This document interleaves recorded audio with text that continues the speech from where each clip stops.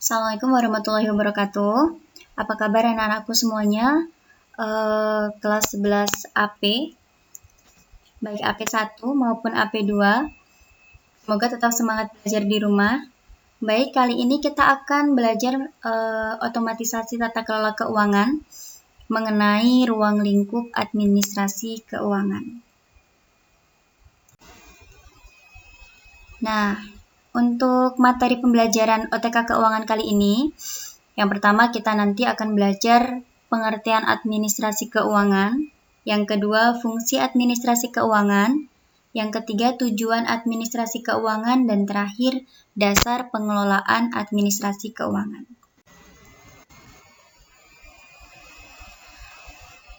Oke, lanjut. Untuk pengertian administrasi keuangan, administrasi keuangan adalah kegiatan yang berkaitan dengan pengelolaan keuangan. Jadi mengingat faktor keuangan sangat berperan penting dalam perusahaan, tanpa adanya administrasi keuangan, suatu perusahaan tidak akan dapat berjalan dengan baik. Di sini pengertian administrasi keuangan menurut para ahli dibagi menjadi dua. Jadi ada pengelolaan keuangan dan tata usaha keuangan. Nah, apa yang membedakan dari pengelolaan keuangan dan tata usaha keuangan? Oke, jadi kalau untuk pengelolaan keuangan merupakan suatu proses pengaturan, pemanfaatan, serta pengadaan keuangan, sehingga tugas-tugas tersebut dapat dilakukan secara efektif dan efisien dengan baik. Untuk tata usaha keuangan merupakan suatu proses yang berkaitan dengan penerimaan, penyimpanan, serta pengeluaran uang dalam perusahaan. Nah, berdasarkan hal ini, dapat disimpulkan bahwa administrasi keuangan sebagai pengelolaan yang meliputi seluruh aktivitas yang berkaitan dengan keuangan untuk mencapai tujuan sebuah organisasi ataupun perusahaan tertentu. Kita lanjut ke slide selanjutnya.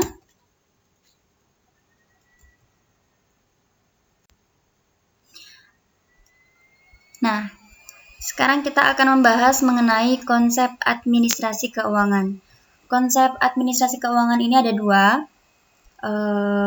Konsep administrasi keuangan dalam arti sempit dan konsep administrasi keuangan dalam arti luas.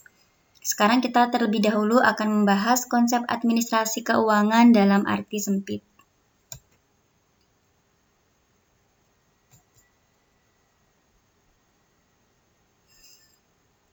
Administrasi keuangan dalam arti sempit merupakan suatu hal yang berhubungan dengan aktivitas atau kegiatan menerima, mencatat, menghimpun, mengelola, melakukan pengadaan, mengirim, dan penyimpanan yang berhubungan dengan proses keuangan. Ini kalau dalam artian sempit. Sekarang kita akan membahas dalam artian luas konsep administrasi keuangan. Selanjutnya, ini untuk administrasi keuangan dalam artian luas. Administrasi keuangan merupakan suatu bentuk kerjasama antara individu secara efektif dan efisien dalam mencapai tujuan bersama. Nah, untuk konsep administrasi keuangan dalam artian luas ini memiliki 4 konsep. Konsep yang pertama yaitu administrasi keuangan merupakan kegiatan yang dilakukan oleh pihak-pihak dalam suatu perusahaan dengan tujuan yang telah ditetapkan. Yang kedua, administrasi keuangan merupakan proses yang pada umumnya ada di dalam semua perusahaan, baik itu perusahaan milik pemerintah, kemudian milik swasta, militer ataupun sipil, baik dengan skala kecil maupun besar. Yang ketiga, administrasi keuangan sebagai proses yang umumnya ada di semua perusahaan. Dan yang terakhir, atau nomor 4, administrasi keuangan merupakan proses penyelenggaraan setiap usaha kerjasama sekelompok orang untuk mencapai tujuan bersama. Nah, apabila suatu kegiatan usaha atau instansi memiliki sistem administrasi keuangan yang baik, maka akan tercipta suasana kerja yang lebih baik pula, kemudian lebih produktif. Nah, hal ini tentu akan mendorong terbentuknya keuangan yang lebih tertata dan lebih baik bagi suatu perusahaan. Nah, sekarang kita akan membahas manfaat administrasi keuangan. Nah, administrasi keuangan ini memiliki 3 manfaat. Yang pertama, teraturnya penerimaan maupun pengeluaran keuangan di dalam sebuah organisasi. Karena pasti akan lebih tertata juga pencatatannya jika administrasi keuangan itu dapat diterapkan secara baik. Kemudian yang kedua, manfaat yang kedua, pemanfaatan uang dapat dikendalikan dan dapat dikoordinasikan dengan baik. Nah, ini bermanfaat juga ketika nanti ada audit, pengauditan, baik itu mau dari manajer ataupun bendahara, untuk mengaudit keuangan perusahaan. Jadi, keuangan perusahaan itu juga lebih mudah untuk dikendalikan. Kemudian manfaat yang ketiga, berkurangnya kekeliruan dalam pembuatan laporan keuangan. Nah, dari beberapa manfaat tersebut, ini sebenarnya sejalan dengan pengertian umum administrasi. Administrasi keuangan itu diperlukan untuk mengelola seluruh aktivitas yang melibatkan keuangan demi tercapainya tujuan organisasi atau perusahaan secara efektif dan efisien.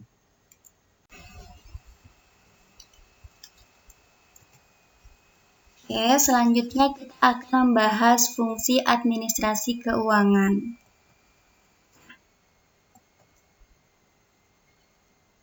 Jadi, dengan adanya administrasi yang baik, tentunya akan berpengaruh pada baiknya pengelolaan keuangan dalam perusahaan. Nah, untuk fungsi administrasi keuangan, di sini ada 4. Yang pertama, fungsi pembagian laba.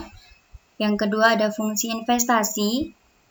Ketiga, ada fungsi pembelanjaan. Dan yang terakhir, ada fungsi mencari modal atau pencarian modal. Oke, Bismillah akan jelaskan satu-satu. Untuk pembagian laba, jadi fungsi pembagian laba di sini merupakan fungsi yang berkaitan dengan laba atau keuntungan dalam perusahaan. Laba dalam perusahaan merupakan suatu keuntungan yang diperoleh dari aktivitas operasional dari perusahaan. Jadi, ya laba itu dapatnya dari mana? Ya tentunya dari operasional yang dilakukan suatu perusahaan tersebut. Begitu. Kemudian yang kedua, ada fungsi investasi. Fungsi investasi dalam perusahaan merupakan fungsi yang berhubungan dengan akumulasi suatu bentuk aktiva. Nah, hal tersebut dilakukan untuk memperoleh keuntungan dari aktivitas operasional dalam perusahaan. Fungsi investasi keuangan dalam perusahaan meliputi bentuk pengelolaan dana kas ke dalam aset-aset yang digunakan untuk berusaha mencapai tujuan tersebut. Jadi kalau investasi ini bisa investasi dalam bentuk uang atau dalam bentuk aset. Aset di sini bisa dalam bentuk perlengkapan ataupun peralatan. Nah, adapun dana tersebut dapat berasal dari modal usaha sendiri, kemudian dari modal pinjaman, maupun modal dari pihak lainnya, seperti dari pihak investor. Untuk investasi sendiri ada 2 macam. Jadi ada investasi jangka panjang dan investasi jangka pendek. Investasi jangka pendek merupakan suatu bentuk investasi yang dananya langsung dapat dicairkan dari kelebihan dana yang sifatnya sementara. Nah itu, jadi kalau investasi jangka pendek itu biasanya lebih ke kas atau dalam bentuk uang, tabungan, baik itu di bank ataupun di perusahaan itu sendiri. Misal di brankas perusahaan itu juga bisa, karena itu dalam bentuk kas. Nah, ini nanti akan kita bahas di kelas 12 ya, mengenai kas ketika nanti kita bertemu dengan kas kecil. Oke. Nah, untuk investasi jangka panjang, jadi kalau investasi jangka panjang merupakan suatu bentuk investasi yang memiliki jangka waktu lama, yaitu lebih dari 1 tahun. Jadi kalau investasi jangka panjang dalam perusahaan itu bisa dalam bentuk tadi yang sudah Miss Vina sampaikan, bisa dari bentuk perlengkapan ataupun peralatan. Begitu. Di sini yang ketiga, kita akan membahas fungsi pembelanjaan. Nah, kalau untuk fungsi pembelanjaan merupakan suatu bentuk investasi dengan tujuan untuk membelanjakan modal yang terdapat dalam perusahaan. Fungsi pembelanjaan ini berhubungan dengan produksi maupun pendukung proses produksi. Adapun fungsi pembelanjaan ini meliputi bentuk-bentuk kegiatan mengenai penggunaan dana, baik dana yang berasal dari dalam maupun dana yang berasal dari luar. Nah, maksudnya dana yang berasal dari dalam dan luar itu seperti apa maksudnya? Nah, kalau untuk dana yang berasal dari dalam itu berarti dana yang memang dari perusahaan itu sendiri. Misal memang suatu perusahaan itu kan pasti juga ada labanya, ada keuntungannya. Nah, itu juga bisa dibelanjakan kembali. Atau kalau yang dari luar, itu dari investasi yang tadi sudah Miss Vina sampaikan. Misal dari modal pinjaman, ataupun modal dari pihak lainnya seperti investor. Kemudian kita akan membahas fungsi mencari modal, fungsi administrasi keuangan untuk fungsi mencari modal ya. Kalau fungsi mencari modal, jadi administrasi keuangan sebagai suatu proses yang terdapat dalam perusahaan memiliki fungsi sebagai pencarian dana. Adapun bentuk pencarian dana ini berkaitan dengan pembelanjaan dari usaha-usaha yang dijalankan. Dalam proses pencarian dana ini, administrator harus dapat memilih sumber-sumber dana yang tepat terhadap berbagai jenis kebutuhan dalam perusahaan.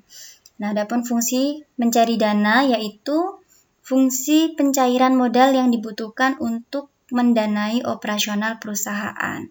Jadi sebenarnya dari fungsi-fungsi ini saling berkaitan antara pembagian laba, kemudian fungsi investasi, fungsi pembelanjaan, dan sampai yang terakhir fungsi pencarian modal.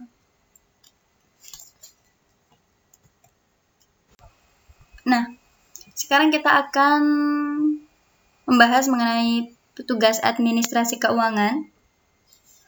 Jadi petugas administrasi keuangan itu ada 3. Yang pertama ada manajer, kemudian ada staff, dan yang terakhir ada bendahara.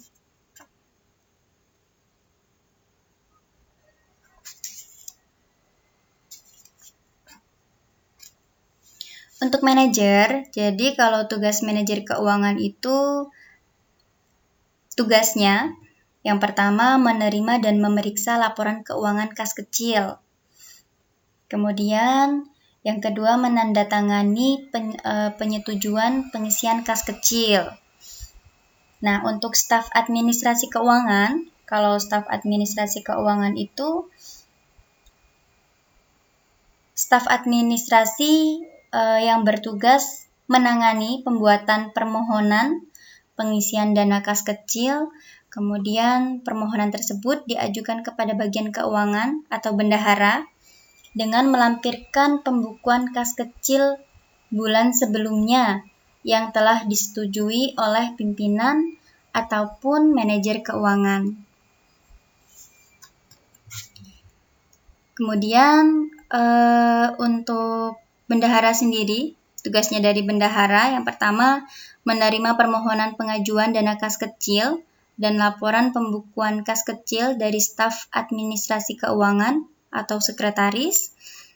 Kemudian yang kedua melakukan pengisian kembali kas kecil berupa uang tunai atau cek.